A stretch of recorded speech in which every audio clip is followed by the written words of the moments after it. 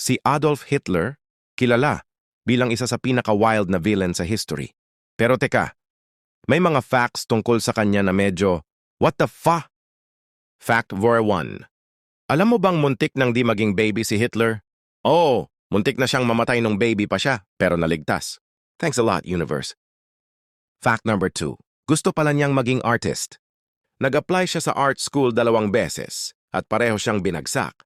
Siguro kung pumasa siya, baka nagpe-paint lang siya ngayon ng mga bulaklak. Fact number 3. Dog lover si Hitler. Meron siyang German Shepherd na ang pangalan Blondie. So technically, di siya ganun kasama sa aso. Sa tao lang. Ouch! Fact number 4. Sinugod niya ang Russia during winter.